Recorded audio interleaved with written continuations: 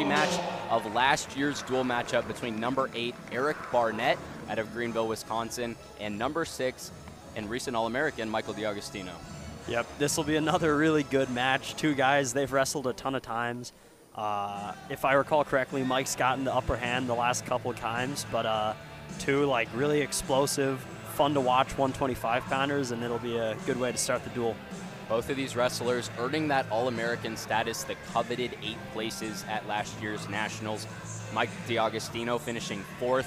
Both of his losses at the tournament to current number 3 ranked Vitaly Arujo of Cornell, and Eric Barnett finishing 7th, just managing to do it, but won that key matchup in the blood round in the round of 12 to cement his status. Your captains tonight, Yahya Thomas, Lucas Davison, and for Wisconsin, Trent Hillger, Dean Hamiti, will step up to represent their respective schools. Take a look at the Northwestern wrestlers coming out to support their 10 selected starters. And Eric Barnett already stepping foot in the circle to face Michael DeAugustino in tonight's opening matchup at 125 pounds. As you said, Jamie, some big history between these two. 1-1 last year. They split the matchups. Mike DeAugustino winning in the Big Ten tournament 3-0 by decision. But Eric Barnett winning 9-5 in the dual meet matchup. Yeah, last week Mike came out here. He was the last match against Illinois, and he pulled off some absolutely just clutch wrestling to put us ahead, put Northwestern ahead of Illinois. And so I think he's going to be looking forward to this opportunity to step out and set the tone early here. On the other side, Eric Barnett had his hands full, of course, with number 1 ranked Spencer Lee in his matchup. He was pinned by the Iowa wrestler, looking to turn things around against Michael DeAugustino. Grudge match, 1 win apiece. Huge win to set the tone of this dual meet. Barnett straight ahead looking for a little front headlock, kind of jumping up there. Both guys just hand fighting in the center of the mat to get it started, though. Big shot from space for Barnett, though. In last year's matchup, Eric Barnett, the first wrestler to score a point with a single leg takedown in the first period. Yet to shoot so far, has been targeting that head of Mike DeAugustino.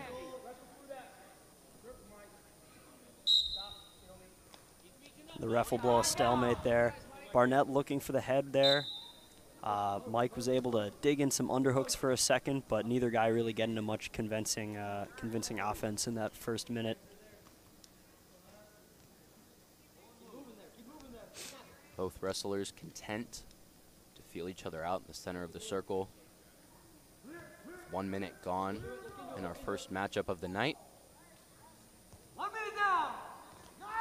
Barnett going for a headlock there, but Mike able to come behind. He's in scoring position here. DeAugustino managing to turn this one around. Referee, no points awarded still. This is really close for Deaug here, but Barnett's doing a good job keeping the ankle, and he'll actually get around into scoring position and get his own takedown. And once again, Eric Barnett scoring that first takedown, but Matt Storniello has thrown the green brick, so we will take one more look at that. But a big sequence and big points for Eric Barnett. Yeah, that was pretty funky. After a pretty static first minute, Barnett goes for the headlock. DeAugustino able to come behind, but doesn't quite get the 2. Then Barnett able to keep wrestling and get a takedown called. But Coach Storniello not happy about that one. Joe Rao also on his feet. And it looks like the ref is waiting for a pause in the action before he's going to review that call. And he'll call a stalemate. Then they'll take a look at that sequence. We'll take one more look at that. Coach Matt Storniello of Northwestern thinking, I believe, that Mike DeAugustino had earned himself a takedown prior to Eric Barnett's awarded takedown. Yep, and that's what I saw too. Usually when you're behind your opponent, they're on all fours there, that gets awarded a takedown. Storniolo is usually pretty good with these challenges, so we'll see what the refs think. But if Mike did in fact get that takedown, it definitely changes things. But if the call doesn't get overturned, then Barnett's already racked up 44 seconds of riding time with a 2-0 advantage, which is big in these close matches. That's a big first period for him. Big lead for Eric Barnett. DeAugustino struggled so far this season against top 10 opposition. Fell in a major decision to Liam Cronin of Nebraska. He was also pinned by Spencer Lee. Common theme for most of the 125-pounders, Spencer Lee versus the world. He's on a tear this season. But yeah, I don't think Mike's record really this year really shows what he's capable of. He's been, I mean, he's just an explosive, funky wrestler, but he hasn't had a ton of matches under his belt so far this season. So in these Big Ten dual meets, it's really nonstop though. You take one more look at that. So that's the very end of the sequence where Barnett's able to get his 2 takedown. I don't believe that is under review. I think what they're going to review is the right immediately before that, when it looked like DeAugustino was behind Barnett. As you said, Jamie, 44 seconds of riding time already for Eric Barnett. Big lead, something that DeAugustino will need to try and cut into. And something that he's definitely capable of cutting into. Mike, I mean, thinking about last week's dual meet against Illinois, gets a throw in the last 30 seconds of the match to get a major decision. But the call will stand. So the challenge lost by Matt Storniolo. We will continue with Eric Barnett on top, doing just enough to force DeAugustino into a takedown, and a huge mat return for Eric Barnett after the stoppage. Big mat return. He's able to collect Mike's right wrist for a second there. And he's racking up a little riding time here. This is a big 30 seconds for DeAugustino, who's able to get a reversal. As DeAugustino, almost out of nowhere, is Eric Barnett had managed to eclipse 1 minute of riding time. Mike DeAugustino now cutting into it with a reversal of his own in, evening the score. Eric Barnett tries a bit himself. And Deog able to throw both legs in, flatten Barnett on the mat. And preventing this escape in the last couple seconds of the period is big for DeAugustino. And that's what we're talking about. Just he is a funky, explosive wrestler who can turn the tide of a match in a couple seconds. And in just one movement, Michael DeAugustino has completely changed the momentum in this match. And he will defer, letting Barnett take bottom to start the second period. Wants to continue to cut into that ride time. 37 seconds in Barnett's favor as we wait for official Michael Fredrickson to get us underway.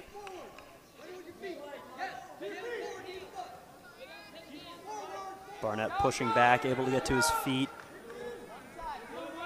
And he's fighting the hands here. He's pretty close to an escape, and he'll get it.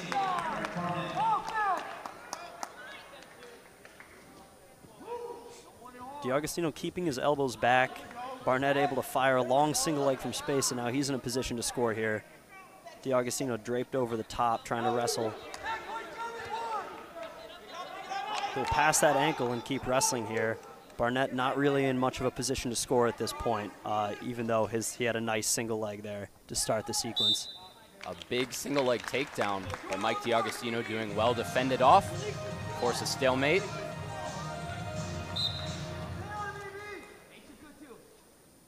It looks like DeAugustino's trying to keep his elbows back, like I was saying before. I think he's aware of Barnett coming in with a heavy, hard hand fight. So definitely a stylistic matchup between two guys who are familiar with each other. That's where you start to see those the history of the matchup coming into play a little bit. These guys are game planning each other. Low shot attempt from Barnett. Not able to get to anything though. Eric Barnett has already racked up a bit of gold this season, winning the 2022 Midlands tournament. Of course, Northwestern taking home that team title for the first time in program history.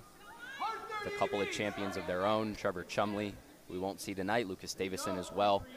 Chris Cannon, runner-up. It's a stall warning, I believe, is issued to DeAugustino. Yep, stall warning against DeAugustino. I think the ref didn't like him moving back on the edge there. And those stall warnings have been really important in these close matches so far this season. That's a big stall warning. You never know when it's going to come into play later on in a match, especially when it's 3-2 going into the third period. Only 1 point separates these two wrestlers, courtesy of an Eric Barnett escape. But now Michael DeAugustino will get a chance to even up the score as he starts on the bottom. And Eric Barnett will look to increase his 22 seconds of ride time, try and secure that ride time point, which could prove to be decisive in this super close matchup. Big roll from Michael DeAugustino. DeAugustino working in a quad pod here. Had that roll, but Barnett was able to kind of catch him. And now another big mat return from Barnett, who's definitely working for that riding time here. DeAugustino needs an escape, needs one quickly. It's Eric Barnett just 10 seconds away from getting into that 1 minute of riding time that he needs to secure that point. Barnett with a big tight waist on DeAugustino, trying to keep him flat on the mat here. If you're Barnett, you've definitely got to be thinking that DeAugustino is going to start looking for reversals, get a little funky here. He had that really nice reversal in the first period. But it looks like Mike's just going to keep coming up to his feet here, working for that escape point.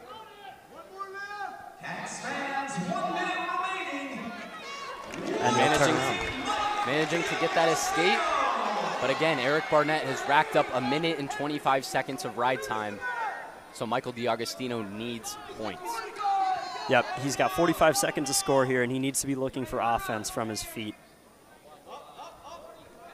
And this is the kind of situation where that early stall call becomes important. Barnett doesn't have any stall warnings against him. He can kind of manage space, manage time a little bit, back up. And that's what we see him doing. He's now, his butt is towards the edge of the mat. He's content to let Mike run him towards the edge. And they'll go out of bounds.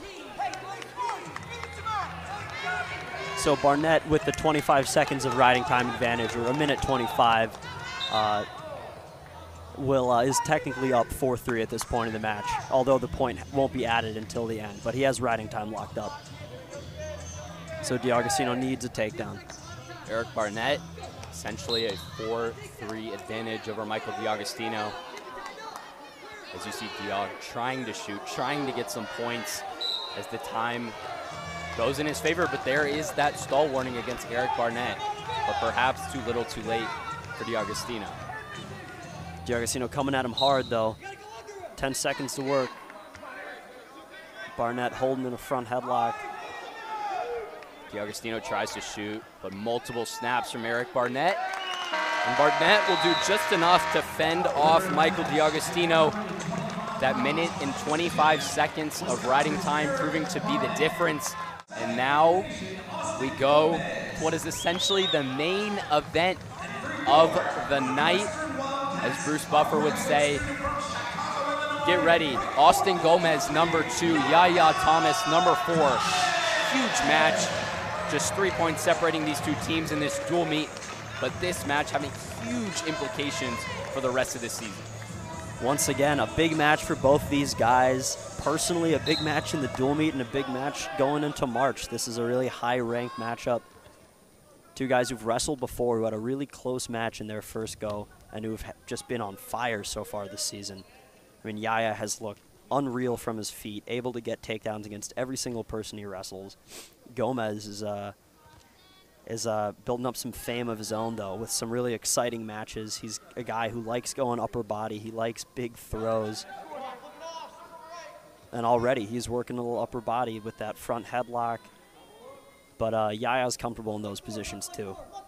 And Austin Gomez, perhaps one of the biggest upsets of the season, taking down Yanni Diakomahalis, ending that 75-match win streak for the 3-time national champion out of Cornell, dating all the way back to 2017. And both of these wrestlers have only lost once in this entire season. Yahya Thomas to number 3, Sammy Sasso, and Austin Gomez Yeah, blocked up. both guys with a lot of wins so far this season. Both guys who really want to win and who are contending for national championships in March. Yahya Thomas, an All-American, not last season, but the season before when he entered the tournament, 25th, earning his way up to finishing 3rd. And Austin Gomez finishing 4th last year, 5-2 overall at the national tournament to earn his first All-American award. Gomez threatening a shot there. Good aggression from both guys to start this match. I mean, heavy hand fighting. They're transitioning between these upper body threats. Yahya likes to work that underhook.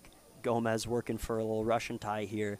But they're switching between upper body wrestling and lower shot attempts, which is just, I mean, it's just high-level wrestling. These are two competitors who know how to wrestle. And they're guys who are both comfortable in those upper body positions where a lot of guys tend to feel more awkward. Looking right there with a big double underhook throw by Yahya. Gomez able to keep wrestling. That's exactly what I'm talking about.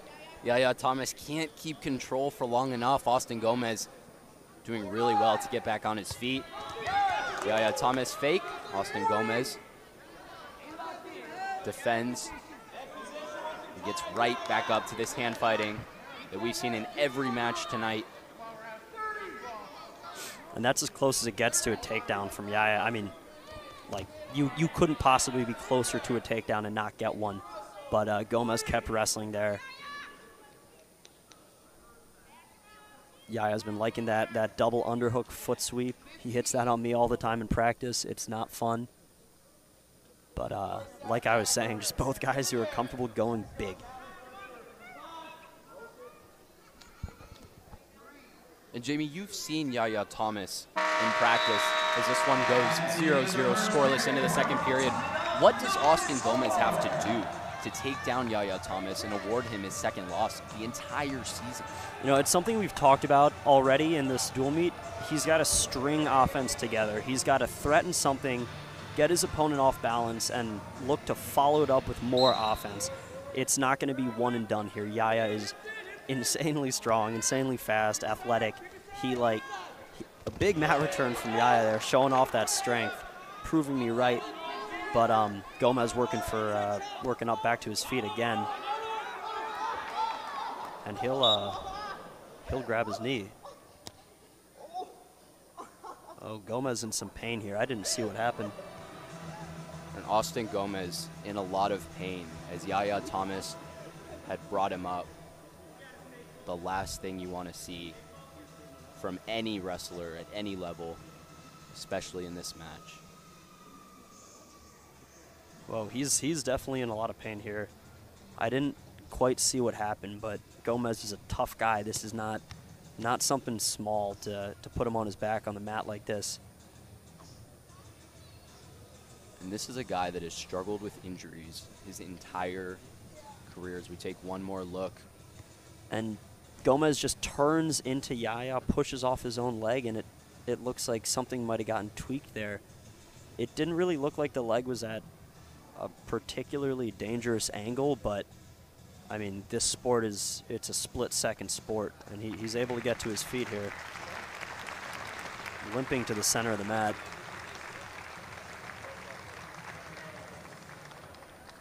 And Austin Gomez will go right back into it.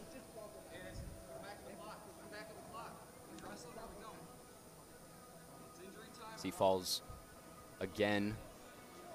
He gets back to the center of the mat. Looks like he's going to give it a shot, but I think that's it from Gomez. Wow, that's a unfortunate ending to what promised to be a really good matchup.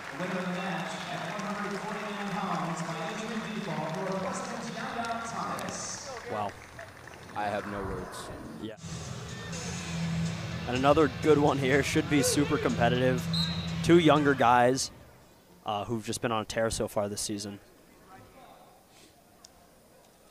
Mayfield, a redshirt sophomore. Hamiti, a sophomore.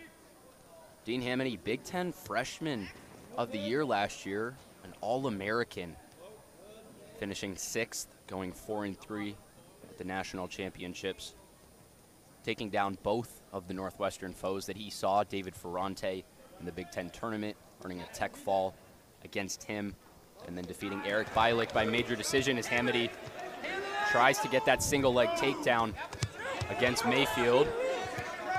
Hamiti with a low single from, just way out in space.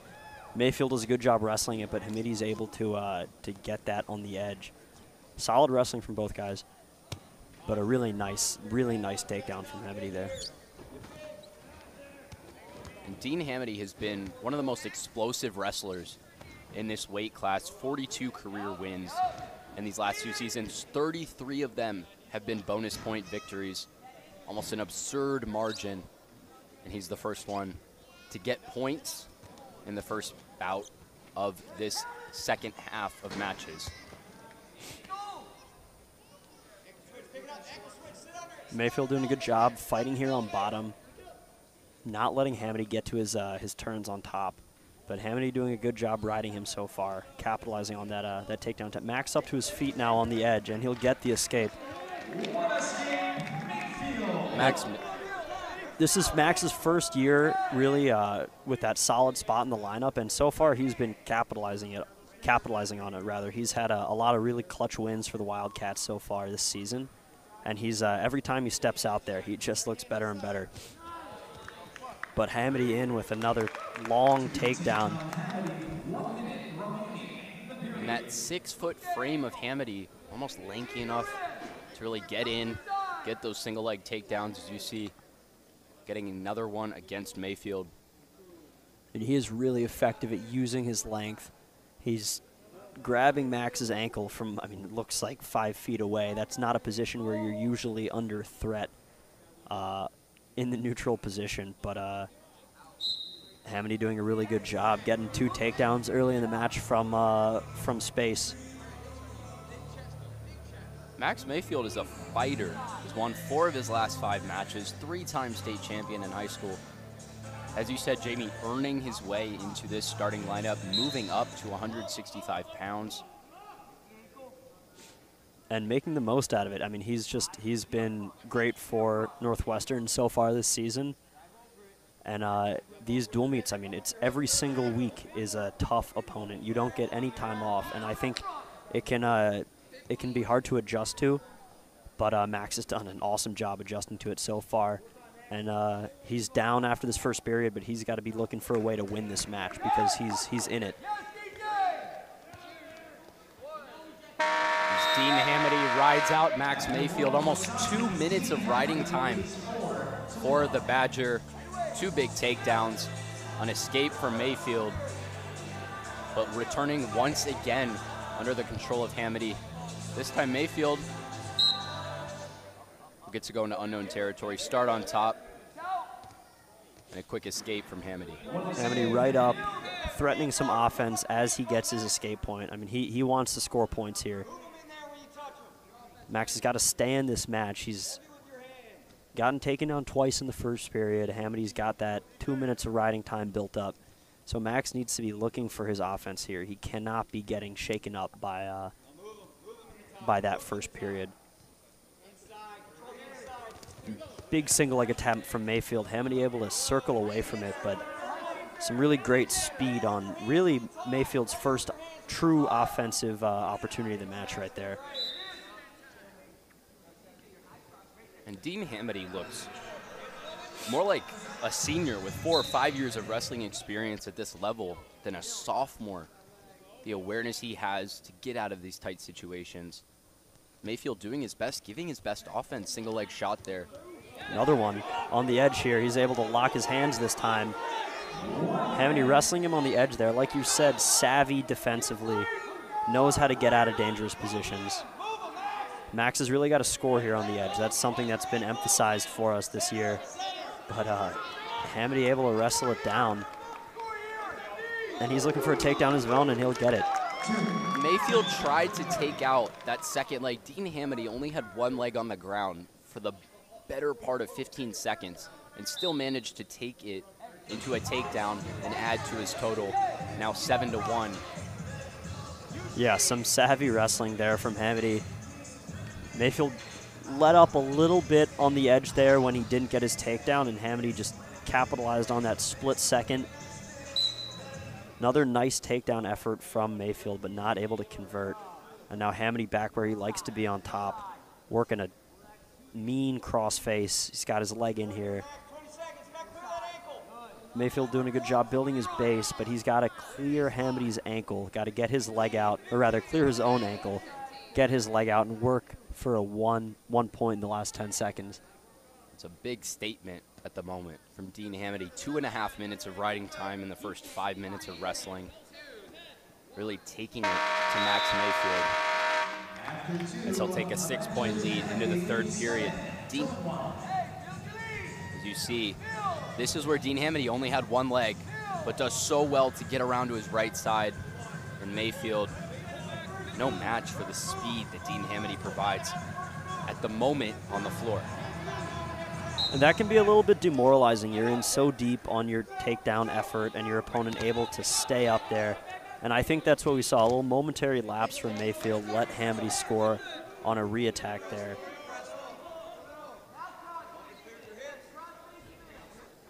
Hamiti been really effective on top so far. He really likes that near ankle ride where he hooks Mayfield's left ankle, tries to keep his weight on the mat. Maxx doing a good job fighting the hands here, not letting Hamiti get too comfortable on top. But Maxx is the type of competitor who wants to get back into this match. He gets to his feet, and now he's going to be looking for offense of his own here, but Hamiti's not exactly going to let up. Mayfield now in a seatbelt position off his offensive effort. You see Hamiti tried to get that right leg of Max Mayfield. Almost was able to get his hands around that left ankle as well.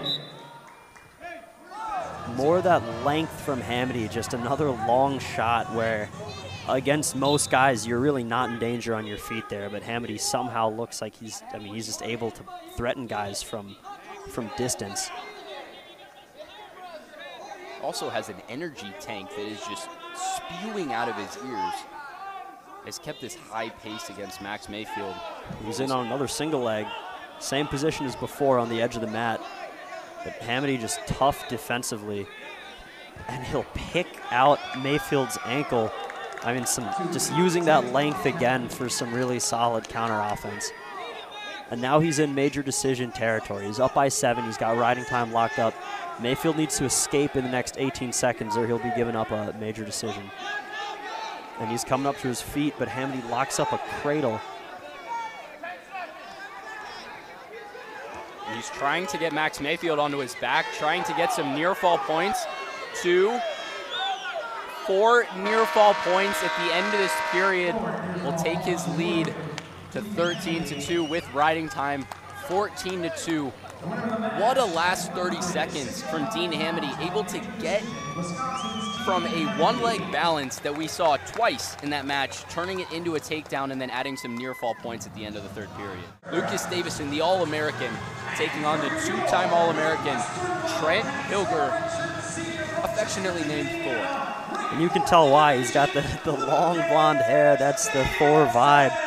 But this is fireworks. I mean, 2 All-American heavyweights in the new age of heavyweights. They're fast, they're explosive, they're athletic, and I mean they're absolute competitors.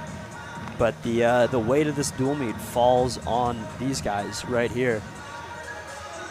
Such an exciting division. Gable Steveson now gone, opens up almost a vacuum for these wrestlers to step into it, make their names known.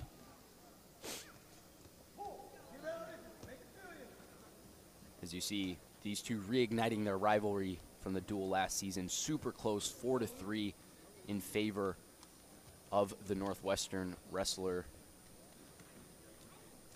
But Thor, 8 duel wins so far this season. Davison, 4-1. Luke has been on a tear this year. He's had a great season so far. He won Midlands. He's got a lot of clutch wins for the team. But this is another test and just another testament to how tough the Big Ten is. I mean, and heavyweight is no different. A lot of really good guys here, even without Gable Steveson in the picture. everyone trying to step up and get that national championship, and these are two guys who are contending for it.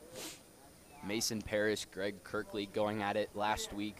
Tonight, Tony Cassiope, Greg Kirkley still to wrestle number 3 versus number 2. Imagine that Lucas Davison has an opportunity to get into that top 3. He's right there with them. He's wrestled really close matches with all those guys, and I mean, just looked great. This is only his second year at heavyweight, coming up from 197 pounds. If I remember correctly, Hillger was one of his first real tests at heavyweight last year, and obviously he handled that test super well. He laid on a really tough ride in the third period to get that win. But there's some added pressure here with the dual meet on the line. I mean, this is a rivalry dual meet. Since I've been here, I believe Wisconsin and Northwestern have traded wins, but now Luke in on a single leg. Not able to score it, though. Lucas Davison has that left leg of Trent Hillger locked up, tries to get that second leg, and the first 2 points of this match scored by Lucas Davison as he goes on top, trying to force Trent Hillger into the mat. And these are heavy guys, but that is not heavyweight wrestling. I mean, that was really athletic. Hillger with a roll, fending off the takedown, and Lucas had to stay in on it, collecting that far ankle. I mean, big takedown, and now Luke's got his left leg in. That's a lot of weight on top of Hillger. A ride out here for Davison in this first period puts him in a really solid position, but Hillger able to threaten a headlock from bottom. And Trent Hillger has a lot of blood coming from either his elbow or his leg. Looks like his elbow from my perspective. Hillger comes super close to that escape, but Lucas staying stingy there. I mean, he's a hammer on top. And these guys are really showing off the new style of heavyweight wrestling. I mean, this is not what heavyweight wrestling looked like 10 years ago. This level of athleticism, the speed, the technique. I mean, it's all really up there. And Thor, 2-time All-American, as I said, an NWCA All-American as well in that COVID season. Lucas Davison, as you said, this new generation, one of only 3 wrestlers last year to keep Gable Steveson to a decision. 18 matches, 15 of those, 86%. He won by bonus points. And as you see that toughness really coming into play here, is Lucas Davison with a big first period takedown against Trent Hillger.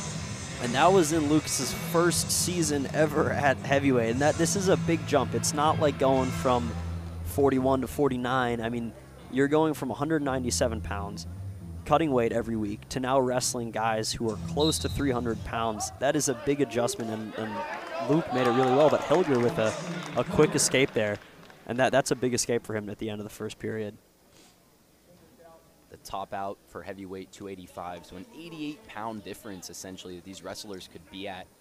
And the majority of your differences are 8 pounds. It's a tough adjustment, but as you said, Lucas Davison has really made the most of it. Trent Hillger gets his 1-point escape, and he'll go on top to start the second period of our last match of the evening. Hillger gonna look to chip away at Davison's riding time. He's got 45 seconds after that first period takedown. But Luke is right up to his feet. Hillger threatening a broomstick mat return there, but Luke does not return to the mat, and he gets his 1. Now a 2-point lead for Lucas Davison, 3-1.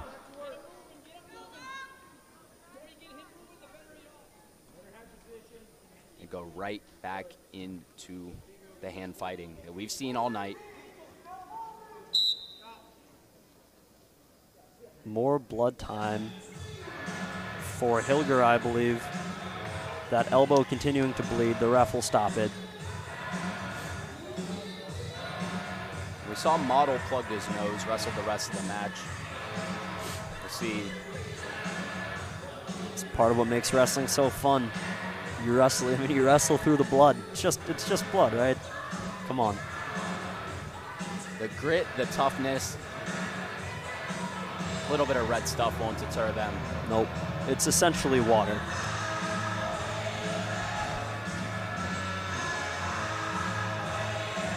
And these two just look ready to go right back at it.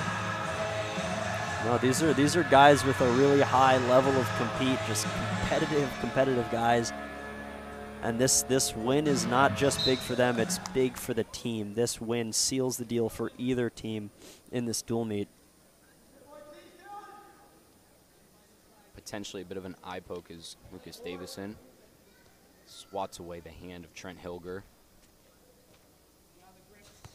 Hillger threatening some offense there.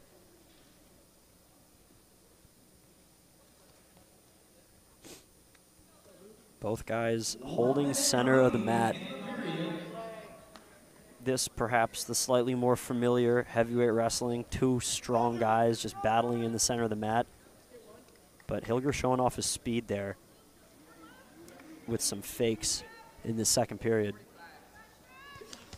Davison with a shot, but Hillger able to spin around. Lucas Davison went for the single leg, but Trent Hillger latched on, refuses to let go. In a very difficult position now, with the majority of his body weight coming down on his right shoulder. Lucas Davison trying to turn it around, and the official stops it. And the fans do not like that. The ref trying to protect the wrestlers there. Didn't like the angle that Lucas Davison's knee was at, but Davison with a shot, Hillger scrambling there, both guys just working and putting themselves in a position to score. Lucas Davison incredibly close to scoring at the end of that flurry there, though. Now with 10 seconds left, things are picking up in this hand fight there. They're starting to relax a little bit, starting to feel their offense. Snap from Davison. The horn signals. We have just 2 minutes left to go in this match. And in this entire dual meet, Wisconsin ahead. Team scores 17-15 over the Wildcats. But Lucas Davison has a 2-point advantage. He'll go on top. 31 seconds of riding time as well. To his benefit, Trent Hillger try to get an early escape and then needs offense. Has to put Lucas Davison on his back foot. Luke able to get that leg in quickly, but Hillger able to slip it. Hillger knows he needs an escape quickly in this period. Luke is an absolute hammer on top, and he's only 8 seconds away from a minute of riding time. Able to slip that leg in again. Hillger threatening the reach back headlock, but Luke staying cool on top there.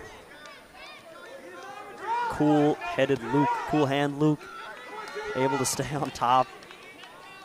Hillger getting funky here. I mean, that's been a trend in this match. The Badgers have been threatening offense from strange, unconventional positions, and it's kept them in these close matches.